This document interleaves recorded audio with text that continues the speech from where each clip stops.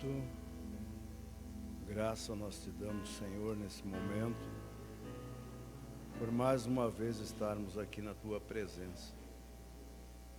Depois do nosso coração ter regozijado através dos cânticos, agora viemos aqui, Senhor, para meditar na Tua palavra.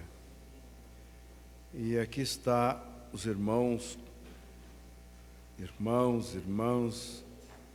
todos nós que estamos aqui, Senhor, envolvidos nesta atmosfera sagrada, santa, porque o Senhor está aqui entre nós nesse momento.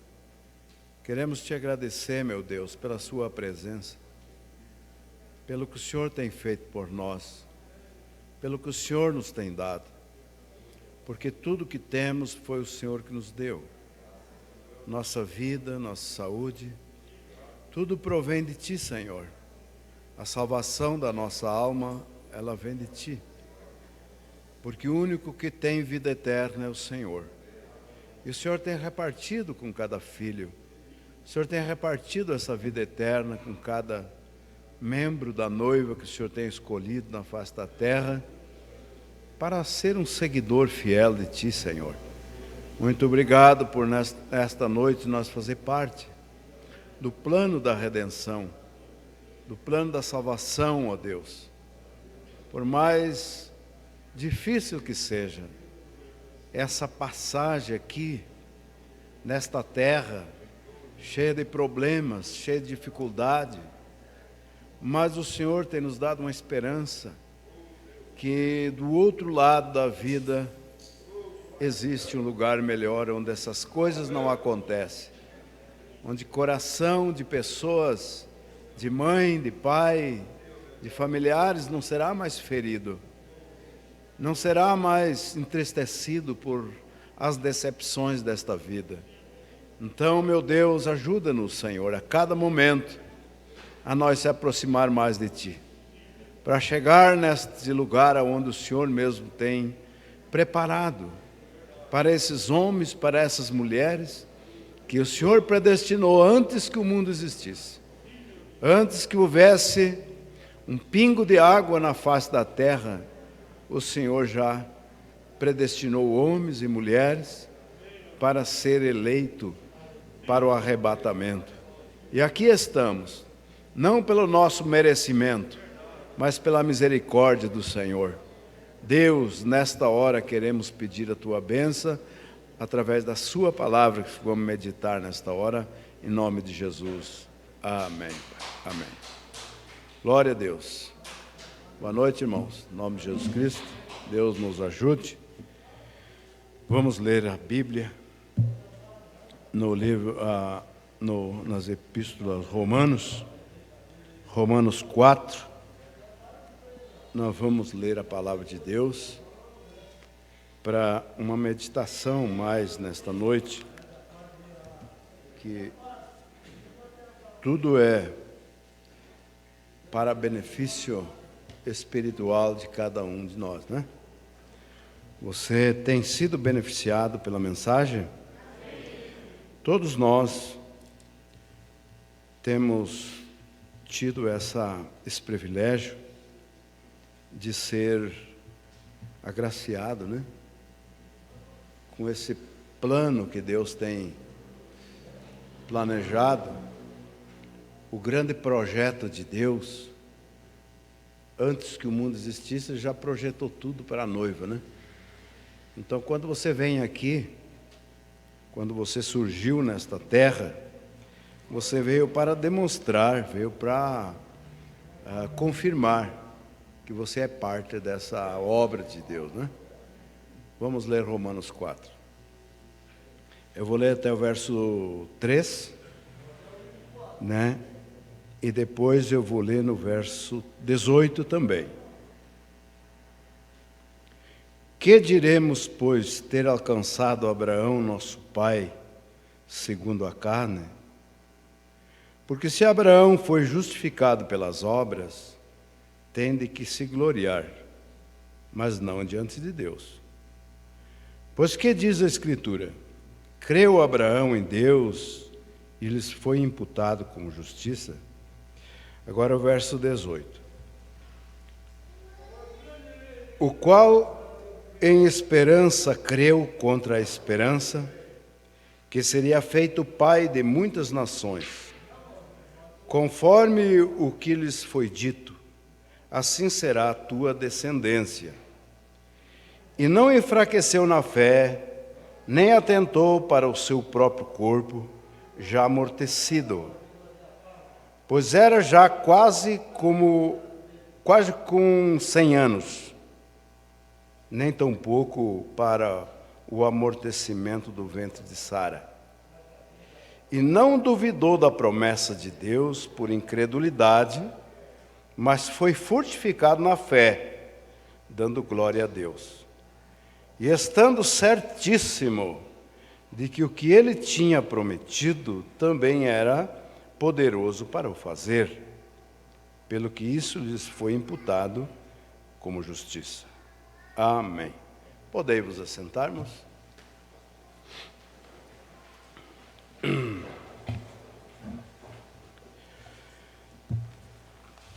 Se Deus permitir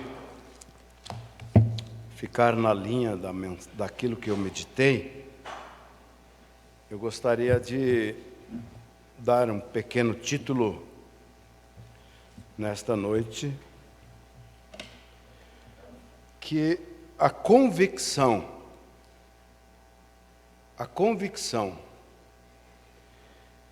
ela traz segurança e tranquilidade. A convicção traz segurança e tranquilidade. Você crê assim, irmãos? A palavra convicção quer dizer uma certeza, uma crença, crer, né? Convicção é uma crença sem dúvida. É aquilo que a pessoa tem por certo. Ele não duvida, ele tem certeza naquilo. Isso chama-se convicção.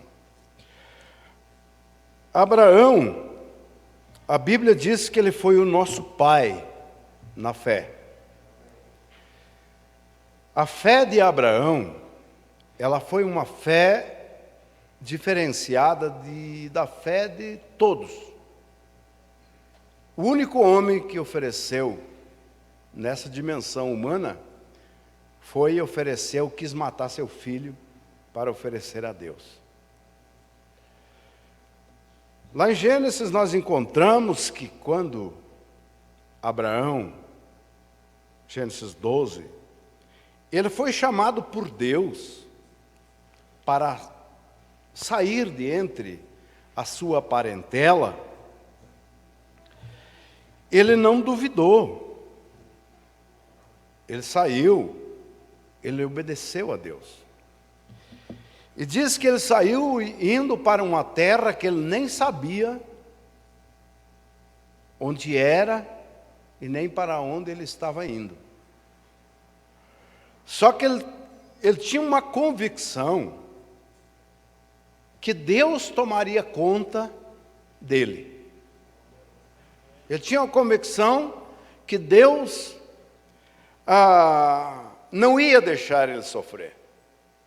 E ele saiu, andando, foi indo, pegou seu gado, pegou sua fazenda que tinha ali, seus criados, e foi indo. E ele era um homem, eu quero dizer para vocês, desgostoso, familiarmente falando. Por que desgostoso? Qual o casal que não gostaria de ter um filho para enriquecer seu lar? Mas ele tinha um criado chamado Eliezer, que ele posicionou aquele criado dele como um primogênito. E quando ele morresse, Sara morresse, Eliezer é o que ia tomar conta, ia ser vamos dizer, um Abraão futuro.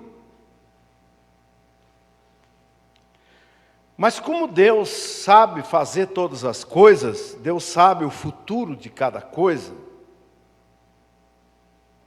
e o homem não sabe, então ele convidou Abraão: vamos, sai de entre a tua parentela, Abraão.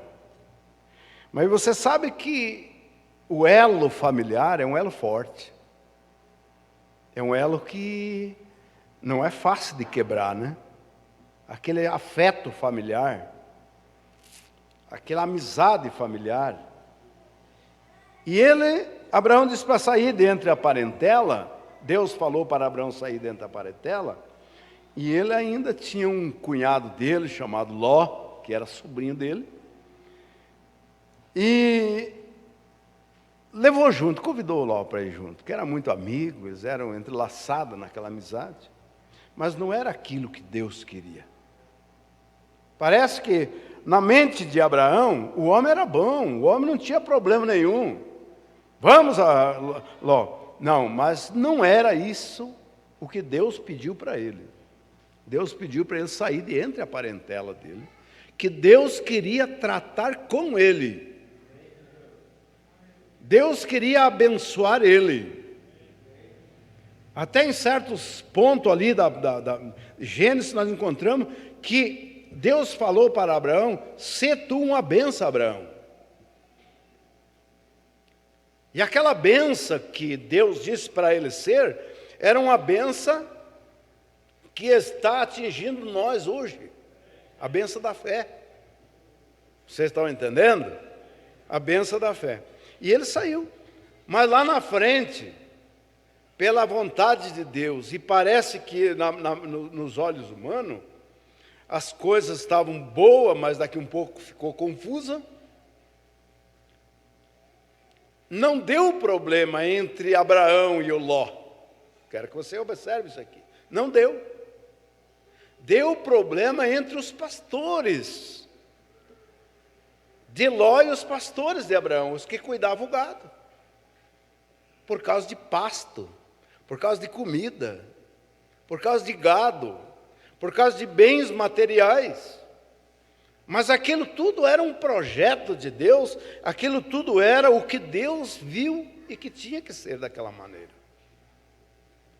Então Abraão, quando viu que não dava mais, não se entendia mais, ele chamou Ló, separou Ló, viu como tratou com os cabeças, né? Deus tratou. Vem aqui, Ló, eu vou falar com você. Você vê que deu uma confusão aí entre nossos pastores, e não dá mais para nós seguir junto. Nós vamos ter que se separar, homem. Não vai dar, mas com dor no coração, a fazer o quê? Eu queria que tu fosse junto até o fim da minha jornada. Mas olha, o que deu aí, que confusão, os pastores brigando tudo. Faz o seguinte, escolhe para onde você quer seguir, Ló. Você quer ir para a direita? Se você vai, eu vou para a esquerda. E se você quer ir para a esquerda, daí eu vou para a direita. Mas nós não podemos seguir juntos. Temos que separar aí. Então Ló, olhando aquelas campinas de Sodoma, muito fértil em pastos e trato para o gado, ele disse: eu vou aqui para a banda de Sodoma mesmo. Mas eu quero que você observe que Deus, quando Ele faz as coisas, Ele faz a coisa correta. Sodoma, Gomorra lá, era a cidade do pecado. E Deus não queria que seu servo fosse lá. Então, o próprio Deus colocou um desejo no coração de Ló para Ló descer para lá, porque ali, eu quero que você observe, ia surgir outra nação para diferenciar, para separar o que é de Deus, correto com Deus, e o que não é correto com Deus. A vontade perfeita de Deus e a vontade permissiva de Deus. Então Abraão desceu para os carvalhais de Mamre, e ali, bem até se olhar de uma visão humana, era ruim de pasto. Ruim de tudo ali, né? tinha rocha, tinha montanha, eles tinham que rodear a montanha. Um dia estava aqui, outro dia estava ali, até que chegou um momento que eles se estabeleceram, onde Deus falou para ele, é por aí mesmo, ó, Abraão, é por aí mesmo que você tem que ficar. E Abraão estabeleceu tudo ali, e foi exatamente ali, aonde Deus chegou na casa dele. Não foi por causa de uma aparência, um lugar bom, uma casa bonita, né? Um povo bem polido, um povo bem... Não. Deus chegou ali por causa de uma promessa. Aonde tem a promessa de Deus, é ali que Deus chega, amados. Seja casebre, seja uma casa boa, seja um barraco, pessoa pode ser um andarilho, mas se Deus falar com ele, é ali que Deus vai tratar com aquela pessoa. E foi exatamente isso, o profeta fala na mensagem de Jeová Jiré, primeira parte, segunda parte, vai indo ali, o profeta ensina para nós que Abraão era um homem igual a qualquer um de nós, um homem comum, mas o que diferenciava ele ali era um chamado, esse chamado era um chamado sobrenatural. E ele seguiu aquele chamado sobrenatural, e ele foi endereçado exatamente para a bênção, para a visita de Deus. Ele caçava animais selvagens para comer, e ele estava descansando ali na varanda, quando ele viu, chegou vinha vindo três em direção à sua casa. Na mensagem, Hebreus 1, o profeta disse que Deus, olhando do céu, viu o seu filho lá, naqueles carvalhais, lá naquela tenda, sentado na sombra. Deus pegou 16 elementos, um punhado, soprou, fez um corpo. Pegou mais um punhado, soprou, fez outro corpo. Pegou outro punhado, soprou, fez outro corpo. E disse para Miguel e Gabriel: Gabriel, tu entra nesse corpo. Miguel, tu entra nesse corpo, e eu vou entrar nesse corpo aqui, e vamos fazer uma visita para o meu filho, o Abraão. Ali vinha 3, mas Deus estava ali no meio daqueles 2, que era o Elohim, aquele que existiu por si mesmo. E quando Abraão levantou os olhos e viu que vinha 3, Abraão olhou e disse: meu Senhor. Como Abraão pôde, 3, como pôde conhecer, como ele pôde diferenciar Deus dos anjos? Acontece que ele tinha uma revelação que Deus não é 3 pessoas, Deus é um. E quando ele olhou, ele teve a revelação que ali vinha vindo Deus, acompanhado dos seus anjos. E disse: meu Senhor. E esse meu Senhor ficou na casa dele. Chegou, se assentou, começou a conversar com Abraão, e Miguel e Gabriel se deslocaram e foram para Sodoma. E quando Ló, ali em Gênesis, a partir do verso 18, por ali, vai lendo, você vai encontrar, que Ló, quando viu os 2 anjos chegando, ele disse: meus senhores. Ló é um tipo das virgem-loucas, das virgens nécias, né, de Mateus 25, que perderam o arrebatamento, porque eles criam em 3 pessoas da Santíssima Trindade, coisa que não existe. Mas Abraão tinha uma convicção que Deus é uma pessoa. Abraão teve a convicção que Deus é um, o mesmo que Deus falou lá em Apocalipse 4 para João, quando João viu o trono. Você lê, você conhece isso aqui, decore salteado. Ali estava um assentado no trono. Você está entendendo? Então Abraão, sentado ali, Deus conversando com ele, e ele disse, estava com vamos dizer assim, com o coração pulsando de alegria, né? Uma visita especial na sua casa. Por mais que ele ainda estava ali, tentando discernir as coisas, e pensando, e ali olhando e sabendo que era Deus, e o coração fervendo de alegria. Ele disse: vem cá, Eliezer, vem cá outro, você aí, ó. Chamou os seus, vai lá e mata um bezerro bem gordinho lá. Mata uma novilha lá para nós comer com ele aí. Ó. E disse para Sara: Sara, faça uma farinha lá, faça um bolo lá de flor de farinha, para nós comer com ele. E o profeta disse: aquela flor de farinha, eu acho que era um pão de milho que ele fez. Farinha de milho, o profeta chega a dizer. Uma coisa boa, uma coisa gostosa. E ali eles conversando, e a Sara lá, ó, fazendo pão, ajeitando lá para comer. E ali saiu uma promessa, viu? Ó, a Sara eu vou visitar ela daqui uns tempinhos aí, né? E ela vai ficar grávida, ela vai ter um filho, Abraão. Você sabe que Abraão tinha uma convicção dentro dele, que ele aceitou na hora. Amém. Coroou aquela palavra com um amém. E a Sara lá dentro riu, não gargalhou, ela riu entre ela. Mas eu riu com uma velha que nem eu, o vento é amortecido, não tenho mais prazer para nada, você é grávida. Ele nunca tinha visto Abraão nunca tinha visto ele, Sara nunca tinha visto aquele homem, e aquele homem nunca tinha visto Sara. Ele olhou para Abraão e disse: por que será que a Sara riu lá dentro? Sara, chamou pelo nome. Claro, ele conhece todas as coisas, era Deus ali. Por que a Sara riu lá dentro? A Sara ficou apavorada, né? Mas ela vai ter um filho de qualquer maneira, por mais que seja incrédula, né? A hora que se cumprir, ela vai ver o que é a palavra de Deus, né? A convicção, ela traz as coisas à cena. A convicção, ela faz a coisa acontecer, amados. Abraão tinha uma convicção porque Deus prometeu a ele que da semente dele ia haver uma nação. Então Abraão pensou, então aqui está se cumprindo.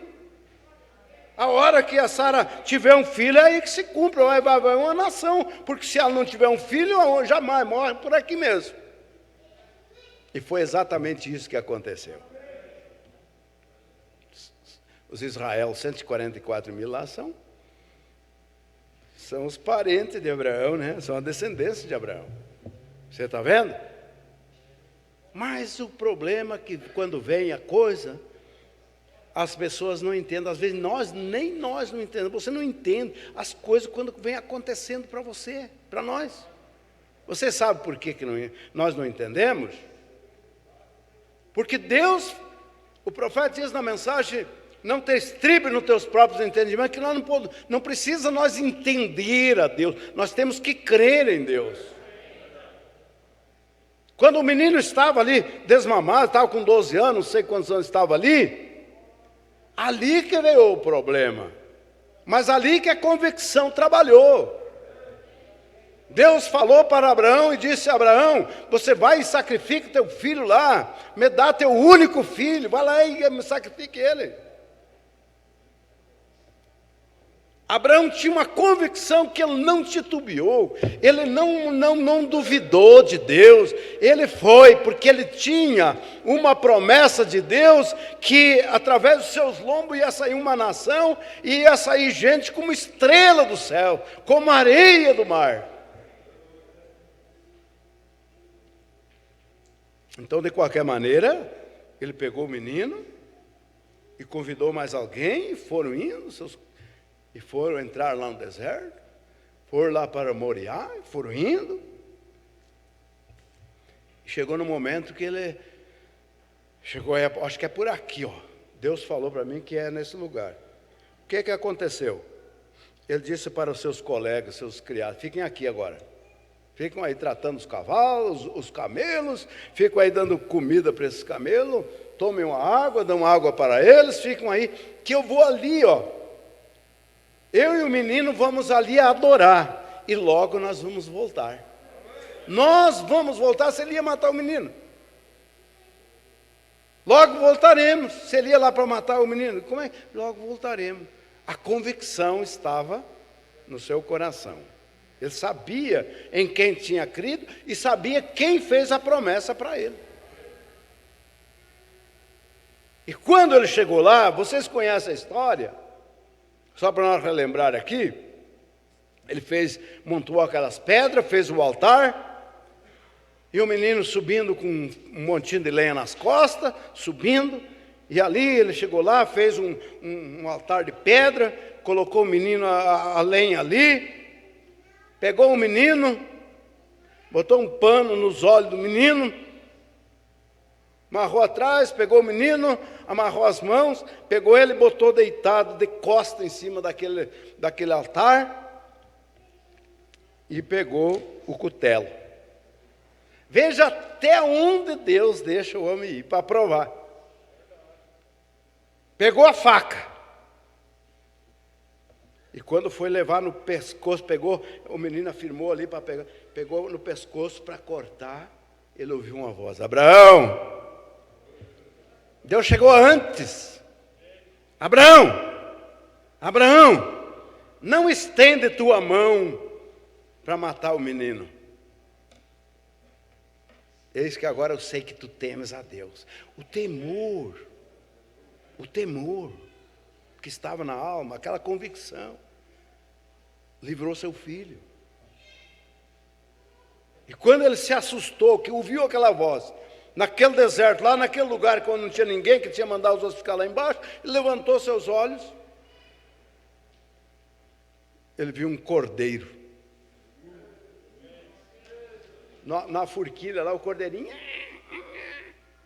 preso pelos chifrinhos ali numa forquilha, de uma maneira. Eis aí o cordeiro, Abraão. Eu creio que Abraão pegou o Isaac e atirou no meio das capoeiras. Sai daí, Isaac. Correu lá e juntou o cordeirinho, trouxe ali e ofereceu a Deus. Né? Ofereceu a Deus, agradecido. E Deus ali tão feliz por ver alguém com a fé como aquela, obedecendo ele. E agora, aquele menino lá, o Isaac, o profeta disse que já estava ali, estava apontando lá na frente no Calvário, que Jesus subia com aquele lenho nas costas, subindo o monte lá do Gólgota, para ser oferecido como um sacrifício, ou sendo um sacrifício por mim e por você.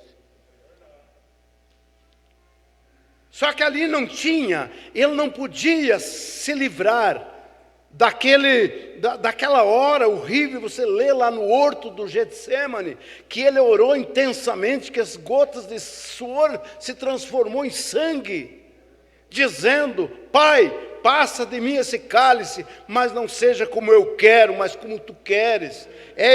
Deus queria que ele mesmo se colocasse na brecha por mim e por você, morresse. Ali era o sangue de Deus, o sangue inocente, como nós sabemos através dessa mensagem. Ali não tinha um cordeiro para tirar ele era o cordeiro de Deus. Ali era a perfeição do sacrifício, ali era a coroação da redenção da noiva. Vocês estão entendendo, amados? A convicção, então, ela traz segurança, trouxe para Abraão, trouxe para os filhos de Abraão e trouxe para a descendência de Abraão, que somos nós. Nós precisamos ter uma convicção na alma, no coração, aquela certeza viva, aquela fé pura. Paulo disse: eu tenho certeza, eu sei em quem tenho crido, estou certo que Ele é poderoso para guardar minha coroa da agora até o final. Deus guarda a sua coroa, Deus protege você, Deus protege nós. Vocês estão compreendendo, amados? A convicção é uma coisa muito séria, que ela é acompanhada de uma revelação. Quando você tem revelação, você tem convicção. Você sabe o que é e o que não é. Você não tem dúvida das coisas de Deus, que ela vem beneficiando a sua vida espiritual. Agora, tem muitos crentes que eles não têm convicção. Eles ainda têm dúvida. Eles não têm convicção que o irmão Branham é um homem de Deus, um profeta que veio restaurar a Bíblia para nós. Eles ficam em cima do muro. É um homem de Deus, é um homem que orou pelos enfermos, é um homem que fez grande milagre. Mas não olhe para dentro das Escrituras, viu a restauração que houve através desse ministério profético de William Marion Branham. Eles olham como um homem de Deus, como qualquer homem de Deus, mas não olhe como um restaurador. Quando a pessoa entender, quando a pessoa crer que o William Marion Branham não foi só um orador pelas pessoas doentes, não foi só um homem que ressuscitou morto, mas que foi um homem que Deus usou com um ministério tanto que restaurou a Bíblia para a salvação da alma. Quando ele olha isso e pode compreender, aceitar ele como um restaurador da palavra, então aquela convicção que cai no seu coração, você não tem mais dúvida em nada da Bíblia.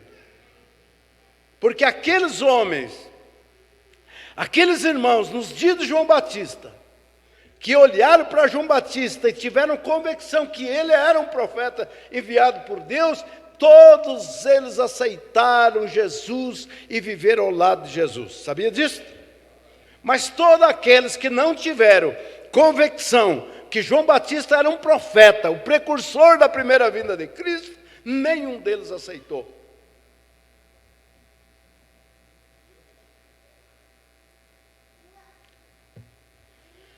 Aqueles, voltados lá atrás, os 3 moços lá da fornalha, tinha uma lei ali muito séria, gente. Ali era pena de morte. Os 3 moços, vocês conhecem a história. Sadraque, Mesaque e Abednego. Era pena de morte para quem não obedecesse. Vamos ouvir a música, vamos se dobrar, vamos agir como os outros agem. Eles não. Eles tinham uma convicção no coração que Deus era o responsável por eles. Não interessava o que os homens fizessem, a lei que eles criassem, mas eles tinham um Deus que eles sabiam que aquele Deus livraria eles. Se vocês não se dobrar, vocês estão vendo a fornalha? Aqueles que não se dobrar vai ser jogado dentro dessa fornalha, 7 vezes mais quente do que o costume. Mas Deus pode nos livrar. Nós temos convicção que Deus nos livre. Não vamos se dobrar. Vocês não vão se dobrar, vocês não vão obedecer? Então, vão ser jogados lá.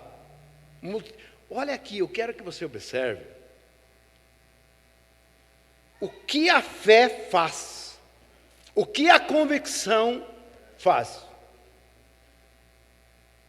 Ali, aparentemente, eles 2 eram errados, você entendeu? Porque todo aquele povo lá, todo aquele povo certo, e só os 3 errado. Ou todo aquele povo errado e só os 3 certo? Qual é que, se fosse na sua visão, o que você acharia? Acharia que todo o povo estava certo e os 3 errados, porque era a minoria. Mas você sabe por que aquela multidão estava unida numa só fé e os 3 estavam contrariando? Porque aquela multidão estava com medo do fogo. Aquela multidão que estava ali, estavam com medo da morte. Agora, os 3 filhos de Deus que estavam ali, eles não estavam com medo do fogo e muito menos da morte, porque eles sabiam que Deus era o responsável por eles. Vocês estão entendendo? A convicção. Então, quando eles foram presos, amarraram pés e mãos, algemaram eles nos pés e nas mãos, pegaram assim e jogaram com uma mala lá para dentro daquele fogo, chegaram correndo na boca daquela fornalha, o que aconteceu? Acontece que quando o fogo pegou, só libertou eles. Saltou aquelas algemas, aquelas coisas, queimou aquelas cordas, e os que estavam jogando eles, o fogo lambeu, comeu tudo, matou tudo eles. E eles caíram lá. Eu penso que um saiu meio correndo de 4 pés, outro saiu meio cambaleando ali, mas estavam de pé lá e o fogo não fez nada. Leia Hebreus 11, você vai ver o que aconteceu. Pela fé, eles apagaram a força do fogo. E eles saíram ali de qualquer jeito, quem sabe até esfolou os cotovelos, os joelhos, um bateu a cabeça no chão por causa que ele atirou lá dentro, mas o fogo não fez nada para eles. Você entendeu? E vem o chefão de lá, né? E deu uma olhada de tão quente que era, olhando meio de longe. Mas não foi jogado 3, mas eu estou vendo 4 lá dentro. Estou vendo 4 lá dentro. Parece um semelhante até o Filho de Deus. Semelhante a Deus, semelhante a um anjo, semelhante... Não era semelhante, era Deus que estava lá. O profeta diz que quando eles caíram lá dentro, Deus já estava lá. Quando eles entraram no problema, Deus estava lá. Dei a mensagem, eu sei. Eu restaurarei, o profeta pregou isso. Quando todo aquele tempo de tribulação, parece que Noé estava vagando, Deus abandonou Noé em cima daquela água, dentro daquela arca, e Deus virou as costas. Se vire, Noé! Não! Deus estava olhando para Noé, cuidando em aonde ele foi. Deus estava acompanhando Noé.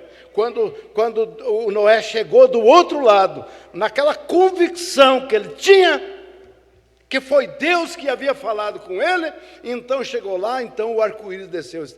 Deus já estava lá para fazer o pacto com ele. E você acha que você é diferente, Noé? Você acha que você é diferente dos 3 moços? Você acha que você é diferente do Daniel lá na cova dos leões? Daniel enfrentou um desafio, dos seus príncipes, dos seus colegas, dos seus irmãos de igreja. Fizeram uma fofoca, eu digo fofoca, mas aquilo não é fofoca. Aquilo eles fizeram para que o próprio Deus fosse revelado através de Daniel, para mostrar como quem servia o verdadeiro Deus. O Daniel não se dobra. Daniel não, quando ele vai orar, sabe o que ele faz? Ele abre a janela e fica gritando para Deus lá. Ah, é? Então vamos deixar esses leões famintos e vamos jogar ele lá dentro. Quero ver se ele vai. Não quero nem saber. Quando ele for jogado lá dentro da cova dos leões, aqueles leões famintos, né?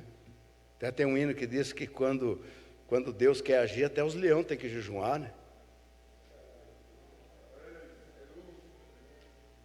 Porque os leões vieram como um gatinho, cheirando nele lá. Por que não pegaram? Estavam com fome. Ali tinha um Deus. Se o Deus estava com ele lá na oração, que ele estava com as mãos erguidas, gritando lá na oração, se Deus estava com ele quando ele era fiel lá, Deus estava com ele lá dentro da cova dos leões. Você acha que Deus abandona seus filhos? Não, Ele segue a sua fé, Ele segue a atitude, Ele segue sua maneira, de que quando você é fiel para Ele, o responsável é Deus. Entende? O responsável é Deus por você, por mim, por qualquer um de nós. O Daniel estava ali, eu ficava em volta ali. Agora eu quero ver, porque era um espetáculo, sempre foi. A derrota de um cristão para quem não tem Deus sempre é um espetáculo. Você sabia? Que quando há derrota, quando um crente é derrotado, todo mundo fica regozijando. Nunca ninguém fala das coisas boas que você faz. A mensagem pondo-nos ao lado de Jesus, o profeta fala isso. Que o diabo sempre mostra o barco que afundou lá do outro lado e nunca mostra aquele barco que chegou vivo, salvo e são lá do outro lado.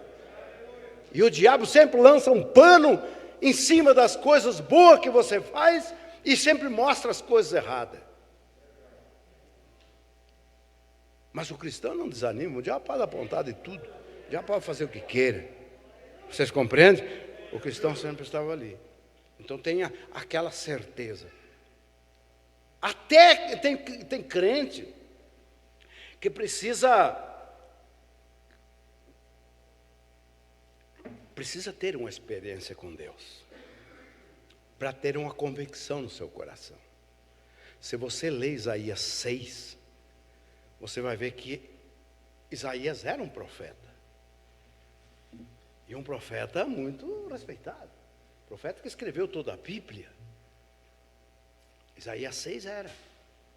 E quando ele se deparou com Deus, ele pensava que era um profeta. Ele pensava que era um homem de Deus. Mas ainda ele não tinha, se você ler com atenção, ele ainda não tinha convicção do seu ministério. Porque ele gritou, pediu misericórdia. Quando ele viu a presença de Deus, viu os umbrais, viu tremendo, viu aquele templo tremendo. E ele viu aquele serafim voando e ali diante de Deus gritando: Santo, Santo, Santo. Santo, Santo, Santo é o Senhor Deus Todo-Poderoso, Deus do Universo, Deus dos Exércitos. Ali ele gritou, ele pediu misericórdia. Ai de mim, que vou perecendo, porque sou um homem de lábios impuros. Ele achava que ele era batia no peito, sou profeta, sou chamado por Deus. Mas quando ele foi para a presença de Deus, ele era um homem de lábios impuros, ele reconheceu. E habito no meio de um povo de impuros lábios. Veja bem, quando ele se deu por conta, ele era um homem tão cheio de falha, tão cheio de porcaria na sua vida. A igreja também era um povo que ele dizia ser profeta daquele povo. E agora? A humildade, irmãos, a humildade, quem será humilhado será exaltado. Jesus disse. A humildade, ele reconheceu, ele pediu misericórdia, ele se jogou no chão, quem sabe ele rolou, pôs a cara no pó. Então, naquela hora de humildade, um serafim voou. Pegou uma tenaz, tipo uma turquesa lá, pegou uma brasa viva do altar, chegou e na boca dele. Teus lábios então são purificados. Já que era imundo, já que era impuro, agora é puro. Então, eu quero que você preste atenção, que a partir daí ele teve uma convicção do seu ministério profético. Porque quando ele foi purificado, ouviu uma voz, lê Isaías 6, que disse: a quem enviarei? O que é que ele falou? Envia-me a mim, então. Porque a partir daí ele teve convicção o que ele era e quem ele era e que tipo de ministério estava sobre ele. Por quê? Porque ele estava se espelhando no rei. Ele estava tirando experiência da vivência do rei. Ele olhando para o rei era um bom homem, o rei era isso. Até ali era um crente político, um profeta político. Mas quando ele teve uma experiência com Deus, aí ele deixou a política cair por terra, deixou a humanidade cair por terra, ele deixou tudo que não prestava cair por terra. Disse: me envie eu agora. E você sabe que ele escreveu 66 livros, escreveu toda a Bíblia, porque ele teve uma experiência com Deus. Isaías 38, quando ele chegou na casa de Uzias também era um crente enganado, se você olhar ali. O Ezequias, como é? Ezequias? Isaías, leia 38 ali, que você vai ver. Vamos ver se eu acho aqui rapidamente para nós ler, para nós não se atrapalhar. Isaías 38. Naquele dia Ezequias adoeceu de uma enfermidade mortal, e veio a ele Isaías, filho de Amós, o profeta, e lhes disse: assim diz o Senhor. Mas, Ezequias velho, assim diz o Senhor: põe a tua casa em ordem, porque morrerás e não viverás. Aí pôs ele eu quero que você preste atenção, que ele era um crente, pensava que era um crente, só por causa que ele fazia alguma coisa para Deus. Preste atenção aí, põe tua casa em ordem, mas se ele era um crente fiel, na concepção dele, ele era um crente fiel, ele é um crentaço de primeiro. Aqui diz, põe tua casa em ordem, porque morrerás e não viverás. Então virou Ezequias o rosto para a parede e orou ao Senhor. Escute que oração ele fez aqui, ó. E disse: ah, Senhor. Uma oração sincera e muito profunda. Ah, Senhor, lembra-te, peço-te que andei diante de ti em verdade e com coração perfeito e fiz o que era reto aos teus olhos. Mas por quê que ele ia morrer? Por que ele tinha que pôr a casa em ordem se ele estava fazendo assim? Acontece que ele era um crente que estava se enganando pela sua próprio pensamento, um tipo de fé que ele era um crente meio enganado por ele mesmo, estava se enganando ele mesmo. Porque ele fazia as coisas retas, ele estava fazendo as coisas retas aos olhos do Senhor, mas a partir daí, quero que você observe que ele fez uma decisão. Olha aqui, ó. E chorou amargamente, se arrependeu, se humilhou. Chorou amargamente. Então a palavra do Senhor veio a Isaías dizendo: vai e diz a Ezequias, assim diz o Senhor, o Deus de Davi teu pai, ouvi as tuas orações e vi as tuas lágrimas, e eis que acrescentarei os teus dias, quantos? 15 anos. E o profeta veio e disse que precisava 15 anos para ele colocar a vida dele em ordem. Misericórdia, quanta coisa o homem tinha feito, pensava que estava bem. Precisava 15 anos para ele colocar a vida dele em ordem. Depois que você aceitou, depois que você se arrependeu, depois que você aceitou Jesus, até chegar o último dia da sua vida, é o que Deus deu para você acertar a sua vida. Para nós acertar a nossa vida. Nós não estamos aqui por acaso. Nós aceitamos, nós se arrependemos. Agora, ó, eu não sei se você vai viver 10 anos, 20 anos, 30 anos, não sei quanto eu vou viver, mas é o espaço que Deus me deu para mim acertar a minha vida. E para você acertar a sua vida. Vocês estão compreendendo? Então, a partir daí, ele passou a ter certeza que ele precisava, acrescentou 15 anos. Lá em Crônicas, diz lá que o Reis, lá em Reis, diz que quando o rei saiu, o profeta saiu da casa dele, estava lá no pátio da guarda, Deus foi lá falar lá no portão. Quando ele ia sair no portão, Deus disse: volta lá, volta. Nem saia para fora. Volta lá e diz para ele que eu vou acrescentar 15 anos na vida dele aí. E foi aí que ele começou a caminhar, porque ele era um escolhido. Deus não pode perder o seu. A convicção é uma coisa que está dentro da pessoa, não é o que o outro diz. As pessoas podem falar o que queiram de você. Eles te olham por fora, não olham o teu coração. Você que tem que ter uma convicção do que você é. Nós que temos que ter uma convicção. Se eu chegasse e dissesse para o irmão: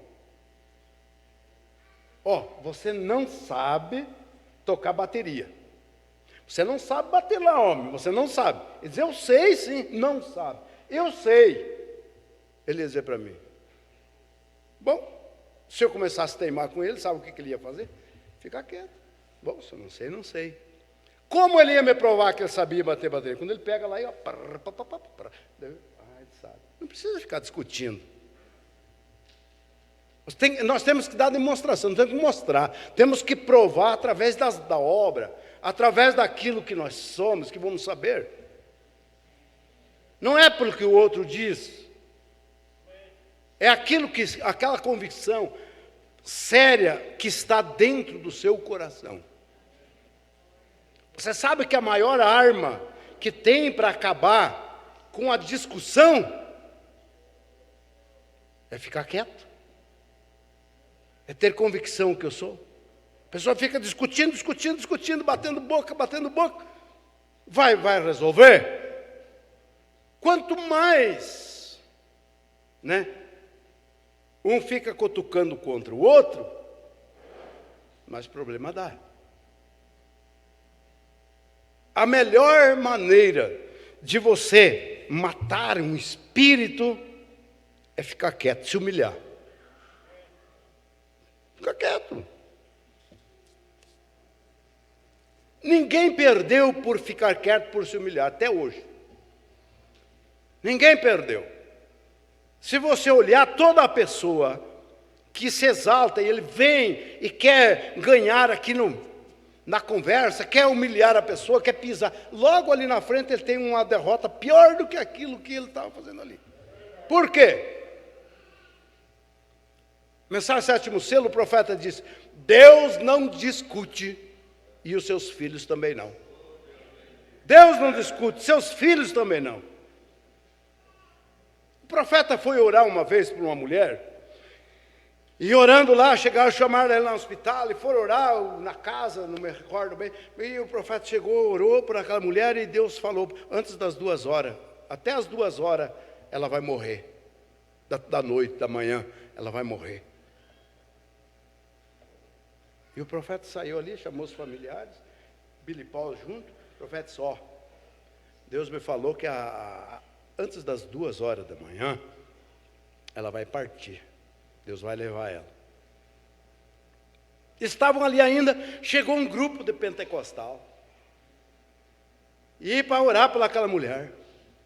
E chegou e foi orar, e uns lá dispararam em língua estranha, e outros profetizando, e porque Deus vai te dar vida, você não vai morrer, você vai viver, não vai morrer, e papapá, e aquelas pessoas tão ungidas, chorando no espírito ali.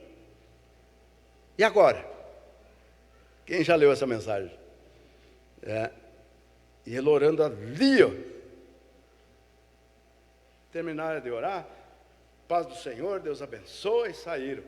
E o Billy Paul olhou para o irmão Bruno, e agora, papai?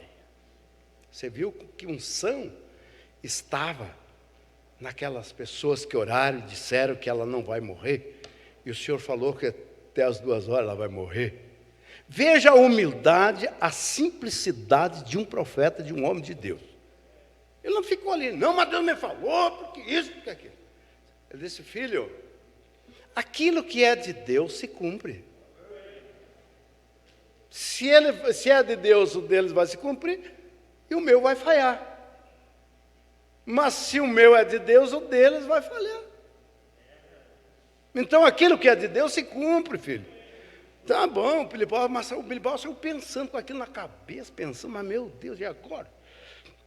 10 para as 2 da manhã, recebi um telefone, faleceu a mulher. E agora? Ele não discutiu, ele não ficou ali batendo boca, porque Deus me falou, porque Deus... Não, se é de Deus se cumpre, se não é, não vai se cumprir. E eles receberam, 10 para as 2 da manhã, receberam a telefonema, faleceu a fulana que você falou que... Daí o irmão Brando está vendo, filho? Tudo aquilo que é de Deus se cumpre. A pessoa tem que ter convicção naquilo que está falando. Fizeram uma pergunta a Billy Paul. Você que leu o testemunho de Billy Paul. Chegaram e perguntaram, ele testemunhou para nós uma vez lá em Goiânia.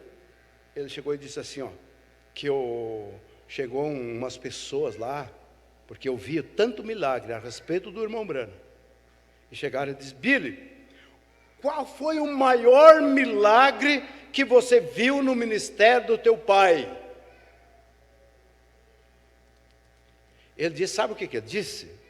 Ele tinha visto morto ressuscitar, tinha visto câncer sair das pessoas, tinha milhares de milagres. Ele disse, o maior milagre que eu vi no ministério de papai foi ver como ele controlava os espíritos. Ai, ai, ai. Como ele controlava os espíritos. Porque você sabe, quando o espírito está ruim, não se controla. Quando uma tempestade vem vindo, o que você tem que fazer? Tem que se humilhar para passar. Se você vai enfrentar, você vai morrer. Então, quando a tempestade vinha, sabe o que ele fazia? Ele tomava Deus, trazia Deus em cena e controlava aquilo através da atmosfera de Deus. Ele nunca ficava combatendo, tentando resolver de uma maneira. Não. Sabe por quê? Porque Deus tem o controle de tudo. A convicção em você é o que faz você ser vitorioso. Pode falar o que queira de você, das pessoas, mas a convicção é o que traz Deus em cena na sua vida cotidiana. Você entende? Então, guarde isso com você. Tenha convicção naquilo que você é. Pode dizer o que queira de você, porque não fique discutindo. Porque em qualquer assunto que se discute, o profeta diz, tem que entrar o amor fraternal. O amor fraternal é põe-se você no lugar do outro irmão. Estatura de um varão perfeito, o profeta diz. E o problema nosso é que nós queremos agir com as nossas próprias forças, com o nosso próprio discernimento, com a nossa própria natureza, e é onde nós, muitas vezes, perdemos a batalha para o inimigo. Haja de acordo com a convicção. Quando você falar, quando você discutir qualquer coisa, deixa a sua convicção falar mais alto. Humilha-se, deixa Deus trabalhar através da sua convicção, e você terá êxito em tudo que você vai fazer. Em qualquer assunto que se discute. Dentro de casa, quando der uma tempestade dentro de casa, tem um velho ditado que diz, quando um não quer, dois não brigam. É isso ou não? Quando um não quer, dois não brigam.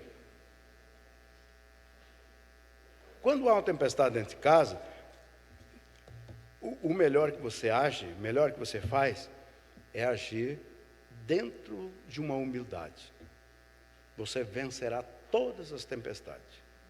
Uma vez chegou um casal, chegou um homem ou uma mulher chegou para o pastor e disse, pastor,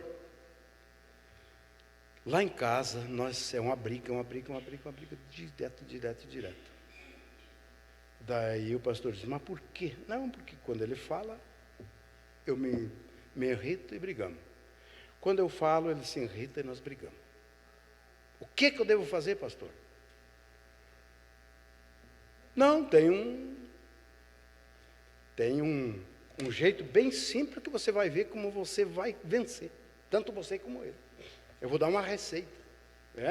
Vou dar uma receita. Que receita, pastor? Eu preciso disso. Então faz o seguinte, quando ele te falar qualquer coisa que você não gostar, você vai lá na geladeira, pega uma água fria e enche a boca. Enche a boca de água fria. E fica ali até que aquela água esquente dentro da tua boca.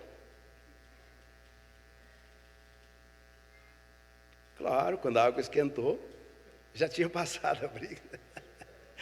E ela fez isso, chegou no pastor e disse, funcionou, pastor, deu bem certinho. É verdade.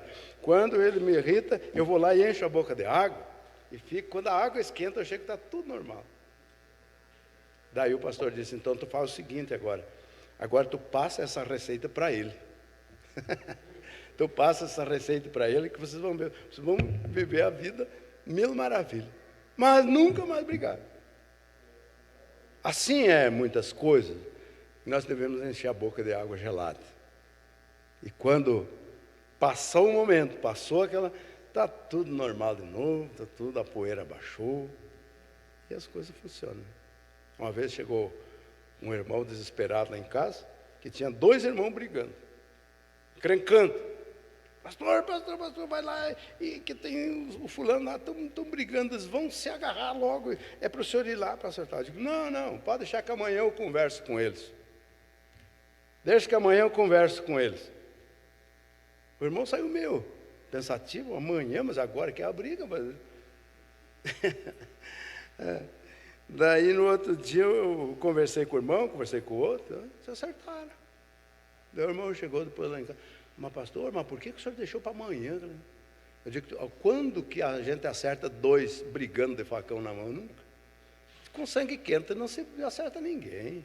Se acerta quando a poeira baixa. É verdade. Mas essa é a realidade, né? Que Deus nos abençoe, que Deus abençoe vocês. Deus nos dê graça a cada dia da nossa vida, não é, irmão? Você tem uma convicção que você é, então o diabo pode falar o que queira de você. Deixa que fale. Irmão Brano ensina para nós que o diabo chega e diz, você não é uma cristã, você não é um cristão. Você tem que dizer, eu sou. O diabo diz, você vai morrer. Você diz, eu vou viver. Falar tudo o contrário dele, ele desiste de você, ele vai embora, ele para. Amém? Vamos ficar de pé, amados irmãos. Vamos dar uma salva de palmas para o Senhor Jesus Cristo. Graças a Deus. Aleluia. Aleluia. Nós somos os crentes da Bíblia, né? Nós somos os crentes da Bíblia, que obedece a Deus através das Escrituras Sagradas. Vem aqui ler, irmão Denilson. Vamos ler aqui essa oração. E Deus vai curar. E o irmão Carlos vem aqui orar. Oração em favor de Adriana Burati, que fez cirurgia. Oração para que Deus abra a porta de emprego para Dionele e Luciene. Oração em favor do irmão Assis. O irmão Cleiton pede oração em seu favor e em favor do irmão Samuel, que está de aniversário amanhã. E a irmã Adriana pede oração em favor de sua irmã Juliana, que esteve de aniversário ontem. Vamos orar aqui, irmão Carlos.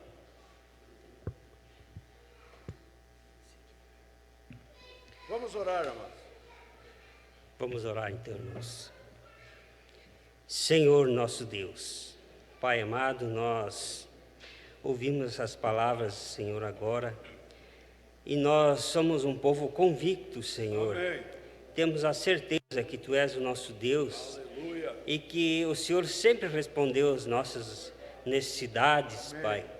Isso é verdade. Ó Senhor, eu sou uma prova viva disso, Senhor, Aleluia. porque o Senhor sempre esteve ao meu lado, me ajudando na dificuldade. Assim seja. E aqui, ó Pai, foram lidos esses nomes, nossos irmãos, Pai, eles têm as suas necessidades também, Senhor. Aleluia. Mas eu, como Teu filho, Pai, estou convicto que Tu, ó Pai, vai estender as Suas mãos agora para essas pessoas, para esses irmãos que estão de aniversário, Senhor, e vai abençoar eles, ó Pai.